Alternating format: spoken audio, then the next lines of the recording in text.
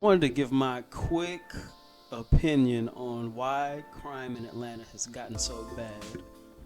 Back in the day, I would say, like, for me, like the 90s, Atlanta was a place where, people would go to start a better life with their families, you know, go to college, things of that nature. So the type of people that you had moving to Atlanta back in the day, those ain't the same people that's been moving there since like the late 90s, early 2000s. So, like, let's take Cuba Gooding Jr.'s role in Boys in the Hood. He was one of the good people out of the hood. Not good, I wouldn't say good. I say he was one of the smarter, brighter people out of the hood that ended up moving to Atlanta. So when you have these types of people moving to Atlanta, it's extremely different versus people like Doughboy. Doughboy looks like he wanted to be a rapper. This would be the type of person that's moving to Atlanta in the early 2000s versus Cuba Gooding Jr. moving there in the late 80s, early 90s. So it's a brain drain. So now you have lesser skilled people in society moving to a very heavily affluent African American communities, watering the communities down basically. So I'm gonna go through here. So this is a picture from Detroit, Motown. The music scene, the music scene is what motivated lower educated individuals to start moving to Atlanta. When it became cool or hip to be from Atlanta, that's when the problem started. And I want to tell everybody a quick story real quick. I was in high school and we had about 3 or 4 guys from it that just happened to be from Atlanta move to our small town in Michigan. They come to our high school. All of a sudden, they were like, the girls were into them. Even the guys, the guys were just like at all of them. One guy one guy got ATL Boy tattooed on his arm, and he was from Michigan. Like, dude, what are you doing? Are you that influenced by the music that you're just gonna befriend these random dudes and you're gonna call yourself an ATL Boy? This was a literal crew or group at my high school. That's just how strong the music industry is. Music will influence people to move to certain areas. Now, this is Detroit again. This is Motown. The same thing that happened in Detroit. You had people moving there to for the wrong reason. You had people moving there to get jobs at the factories to make better lives of their family. But you also had a lot of failed musicians that moved to Detroit.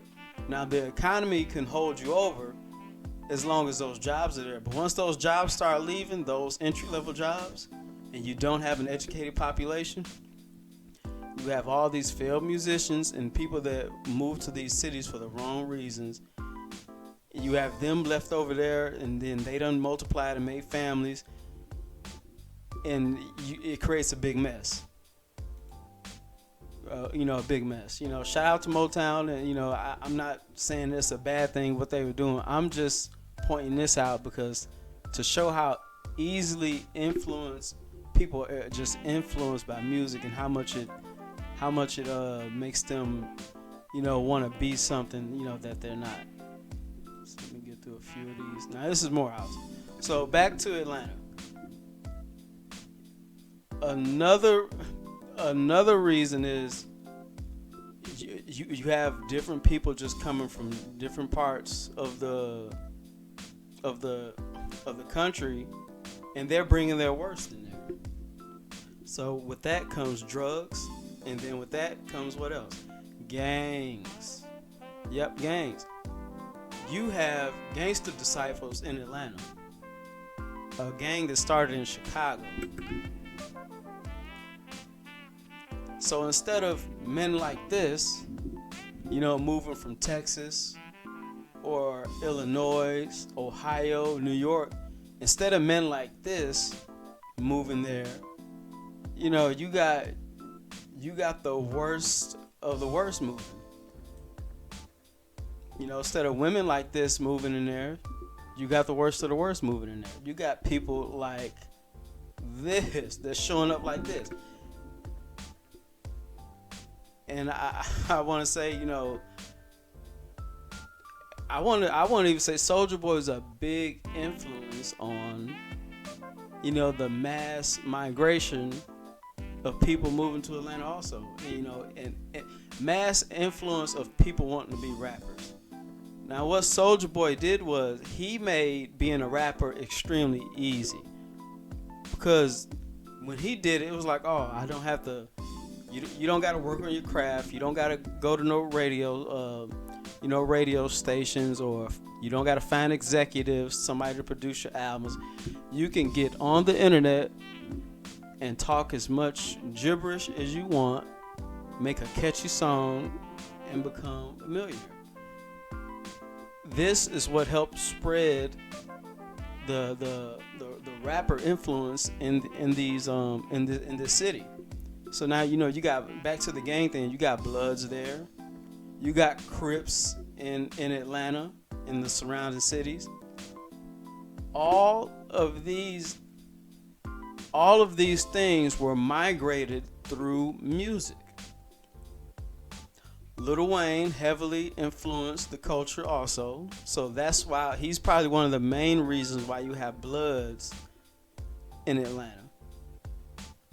It transformed through the music. It wasn't like, oh, you had one or two guys move from LA, move to Atlanta, and then all of a sudden they take over, some blocks, and people just start copycatting off them.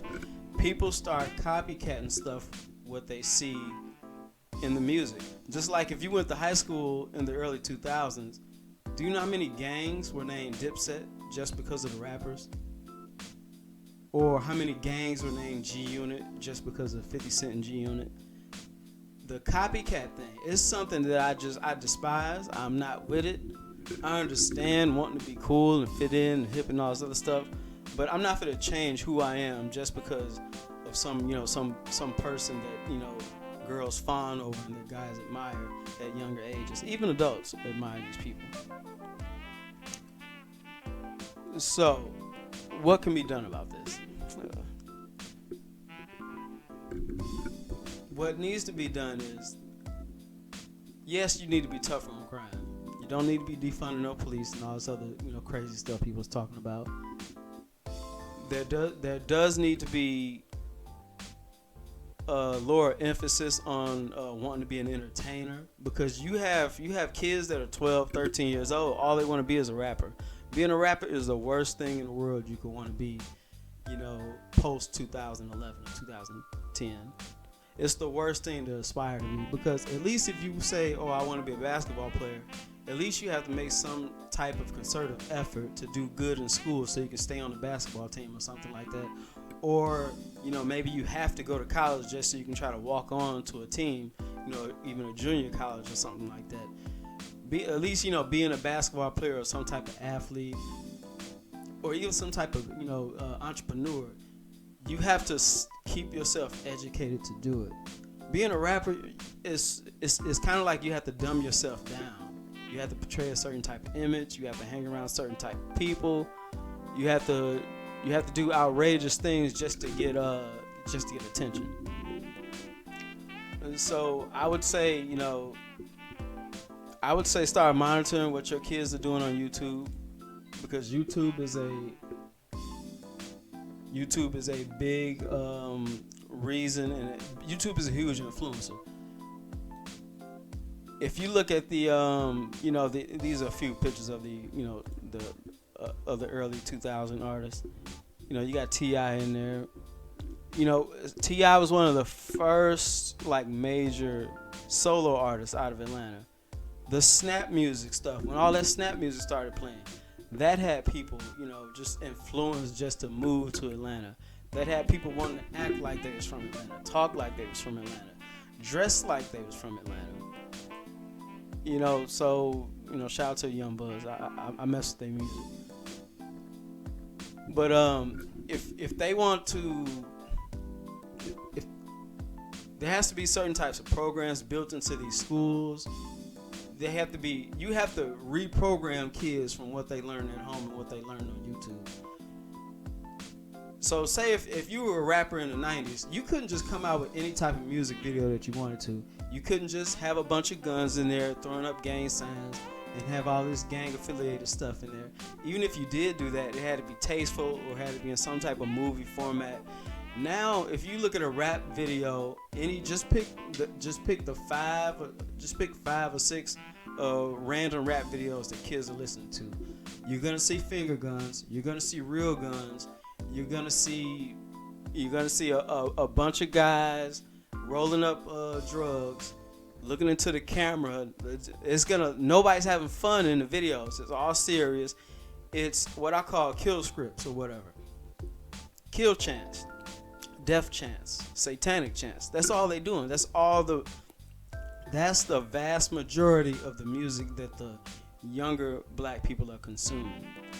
You too much don't even see music, video, chicks and no more. Like, you just don't see it.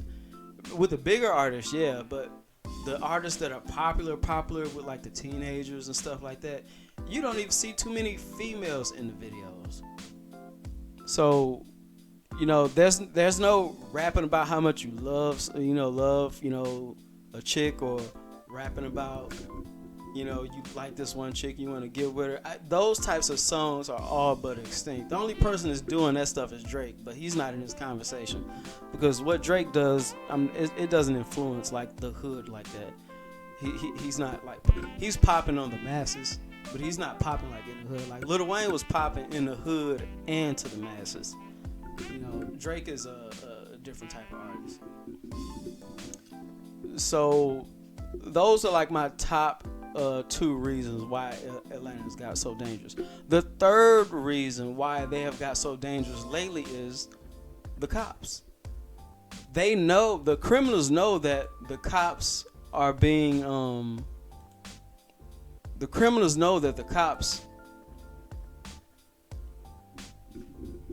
cops are being targeted, and that it's hard to find, it's hard to, fill these positions in as police officers.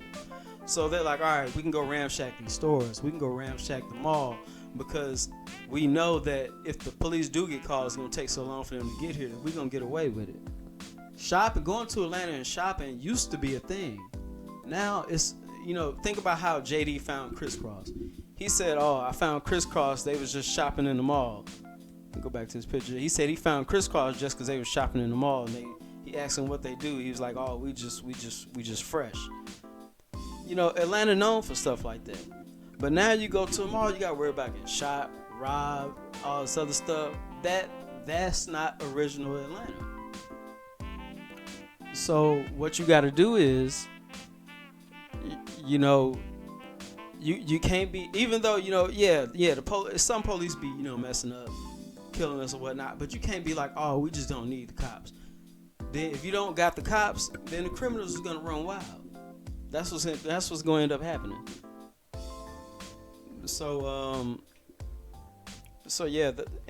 Another thing is the other outside of the police presence is the guns. The guns on the streets equal, it takes money to buy guns on the streets. A pistol that you can go get legally for yourself for about $300, you can sell that on the streets for like $1,000, $1,100. So why do you have so many more guns on the streets now in the past few years? Immediately, I want to say the past year is because of all the aid that was given out during the pandemic, especially the PPP loans. So the PPP loans, you have teenagers, 18, 19, 20 years old, scamming, getting, $40K, $50K, $20K. So now they got the money to go buy their weapons. So if they can approach any random Joe Schmo around and be like, hey, if you give me a pistol, I'll give you $2,000 for it. This is what happened. I know this for a fact. If you give me this, if you go get this certain type of pistol for me, or this assault rifle, I'll give you 3 times what it's worth. And people, regular Joe Schmo, they gonna do it. Not to say the regular Joe Schmoes don't do it. They got people that do this, that go get guns and resell them. They got people that do this on the regular. So now the prices have just skyrocketed for guns on the streets. So now now you got more guns on the streets, so therefore you're gonna have more killings, you're gonna have more robberies, you're gonna have more violence. Now you got guys that couldn't afford an AK, 10 years ago. Let's say 10 years ago, 10, 15 years ago, it would have been hard to find a teenager with like an assault rifle or pistols. Now it's an everyday thing. You get into a little fight, a scuffle. Back in the day, you go home, you probably meet the guys later and fight it out another weekend. Now you get into a fight or scuffle, somebody get punched in the face and they lose their pride and they just get scared. They want to pull out a gun and shoot everybody. Because we don't got there's no boxing lessons, being taught on the regular, being taught how to take a punch, control your emotions. There's no shame in killing no more. Just like there's no shame in being in women when it comes to how women dress nowadays and how many men women sleep with.